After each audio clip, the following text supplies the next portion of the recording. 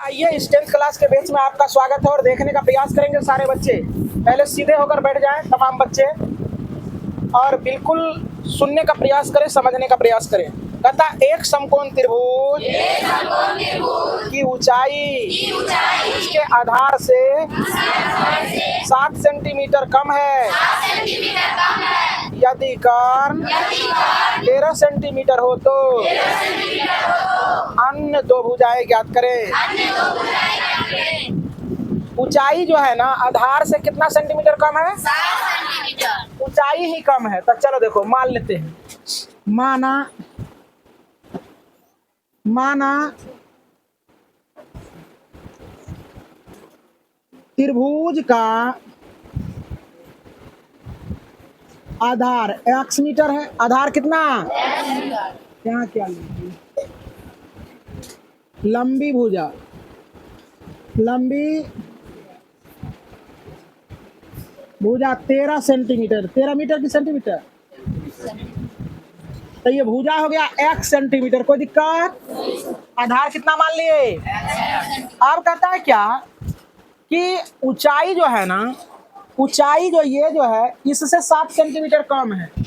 तो इसका मतलब ये x है, तो ये x माइनस 7 है और ये तो 13 दिया है। तो लगा देंगे पाइथागोरस।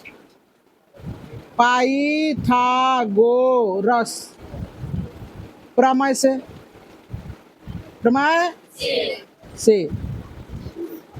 कर्ण स्क्वायर बराबर होता है लंब स्क्वायर प्लस आधार स्क्वायर। तो कर्ण कितना दिया हुआ है? 13। तो 13 का स्क्वायर हो जाएगा बच्चे। और लंब देखो कितना है? x माइनस 7 का स्क्वायर। आधार देखो कितना है?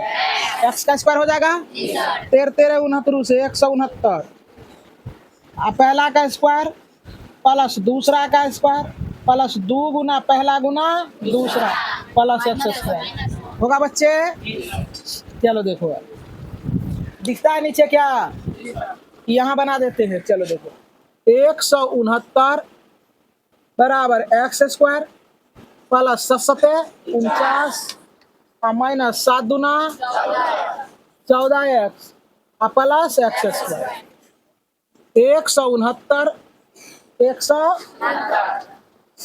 169 बराबर इसको जोड़ेंगे तो 2x स्क्वायर हो जाएगा माइनस 14x प्लस 49 हो जाएगा। अब देखो 2x square minus 14x plus 49 से जाएगा उधर 169 हो जाएगा बराबर में हो जाएगा बच्चे। सॉरी यार, इसको इधर ले आएंगे। सब मतलब कि कहने का इसको रहने दे, इसी को इधर ले आए तो माइनस कितना हो जाएगा? 169 बराबर 0। अब यहाँ देखो क्या हो जाता है। 2x square minus 14x plus 49 minus 169 बराबर 0 हो जाएगा बच्चे। ये 0 हो जाएगा। झरझर कर रहा होगा पंखा का आवाज। चलो देखो यहाँ तो 2x स्क्वायर माइनस 14x, अब इससे ये घट जाएगा तो माइनस हो जाएगा 0 2 1 120 हो जाएगा ना। तो कॉमन लेंगे x स्क्वायर माइनस 7x और माइनस 120 होगा बच्चे। सॉरी 60 बराबर क्या हो जाएगा? 0। अब ये चला जाएगा उस पर 0 हो जाएगा। x square minus 7x minus 60 बराबर। अब इससे इसको गुना करेंगे और जोड़ घटा के कितना के बराबर? 20 के बराबर। तो 12 पंचे 60 और 12 में से 5 गया 7 हो जाएगा ना बच्चे। x square minus 12x plus 5x minus 60 बराबर। अब देखो x लेंगे कॉमन, x माइनस 12 प्लस 5 लेंगे x माइनस 12 बराबर। अब x प्लस 5 और फिर x माइनस 12 बराबर अलग अलग 0 के बराबर करेंगे। x प्लस 5 बराबर 0, फिर x माइनस 12 बराबर 0। एक्स बराबर ये उधर जाएगा -5 हो जाएगा, और एक्स बराबर ये कितना हो जाएगा 12 हो जाएगा। ये अमान्य हो जाएगा क्योंकि भुजा माइनस में नहीं होता। लिखेंगे अतः क्या कहा था ज्ञात करने के लिए अन्य भुजा ज्ञात करें। अतः आधार आधार हो गया कितना जो निकला 12 सेंटीमीटर। ऊंचाई ऊंचाई देखो x-7 था ना, इसका मान रख दो 12-7 बराबर 5 सेंटीमीटर। यही हो गया बाबू आपका उत्तर। कह रहा है 6 नंबर के सवाल को पढ़ने का प्रयास करें तमाम बच्चे। एक कुटीर उद्योग एक दिन में कुछ बर्तनों का निर्माण करता है। एक विशेष दिन देखा गया कि प्रत्येक नग की निर्माण लागत उस दिन के निर्माण किए गए बर्तनों की संख्या के दुगुने से 3 अधिक थी। यदि उस दिन की कुल निर्माण लागत 90 रुपया थी तो निर्मित बर्तनों की संख्या और प्रत्येक नग की लागत ज्ञात करें। सवाल समझ में आया नहीं होगा बच्चे, समझने का प्रयास करें। सवाल तुम्हारा ये कह रहा है कि एक दिन में अगर बर्तन जितना निर्माण होता है, समझ में आ रहा है ना, एक दिन में जितना बर्तन निर्माण होता है उतना ही उसका शायद लागत है। कहने का मतलब है कि उसका लागत जो है एक दिन में निर्मित बर्तनों यानी नग बर्तनों का जो है ना लागत जो है उसके क्या गुना दुगुने से 3 अधिक है। यही ना कहा है, दुगुने से 3 अधिक है। मतलब कि बर्तनों की संख्या दी नहीं गई है, एक दिन में कितना क्या कहता है बर्तन बनता है ये पता नहीं है, लेकिन उसका लागत दिया गया है। वो भी लागत क्या दिया है, पेचीदा फॉर्म में दिया गया। कहने का मतलब है उसका जो है लागत है सीधे रुपया में नहीं दिया गया है। उसका निर्माण लागत जो है एक दिन में निर्मित वस्तु या एक दिन में निर्मित बर्तन का दुगुना से 3 अधिक है। तो समझने का प्रयास करो। जैसे कि मान लेते हैं, माना एक दिन में निर्मित बर्तन x है, बर्तनों की संख्या x हो गया। x बर्तन निर्मित होता है तो लिखेंगे एक बर्तन का लागत देखो जरा सा, एक बर्तन का जो लागत है यही समझना मेन चीज है। एक बर्तन का जो लागत जो है, तू खड़ी हो जाओ, बैठ जाओ, ओनर की सो रही थी क्लास में। चलो देखो यहाँ तो कह रहा है कि इसके दुगुना तो x हो गया, इसका दुगुना से 3 अधिक तो +3 हो जाएगा। अब देखो जरा सा 2x + 3 हो जाएगा। एक बर्तन का लागत हो गया 2x + 3। अब कहता है कुल लागत कितना दिया है, 90 रुपया। कुल लागत 90 रुपया है। तो कुल लागत हम लोग कैसे निकालेंगे, कुल बर्तनों की संख्या कुल लागत को गुना कर देंगे तो कुल लागत निकल जाएगा।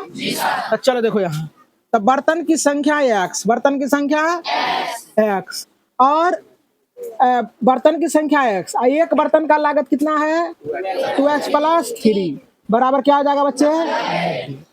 अब इससे इसको गुना कर दो तो 2x² हो जाएगा अब +3x हो जाएगा बराबर 90 हो जाएगा बच्चे। यहाँ देखो 2x² + 3x - 90 बराबर 0 हो जाएगा। अब इसको इससे गुना करना है, जोड़ घटा के बीच के बराबर पुराना है, तो इसको इससे गुना करेंगे तो ये हो जाएगा 180। कितना हो जाएगा 180। 12 पंडैया 80 से होता है, समझ रहा ना। तो देखो यहाँ 2x² + 15x - 12x बराबर 0, समझ में आ रहा ना। ये दोनों को गुना करोगे ना तो 180 उड़ जाएगा। इस बरपंडे 80 से ना पढ़ा है तू लोगों ना, तू लोग में नहीं चलता ये टेबल है ना। पहले होता था, पहले के जमाने में बिसगरहा खोरा होता था। इसको टेबल, अभी अंग्रेजी में टेबल कहा जाता है, सुंदर है ना, टेबल, समझ रहा ना। हाँ, प्लेट से खिचड़ी खाते खाते जो है ना दिमागे सर गया था बच्चा का।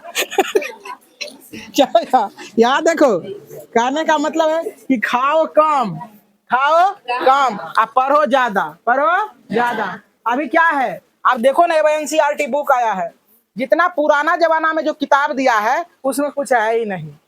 एक 1.1 दिया है, 2 सवाल दिया, खत्म खत्म। अब उसमें क्या है, पिछला का किताब में बहुत बहुत सारे सवाल दिया गया है।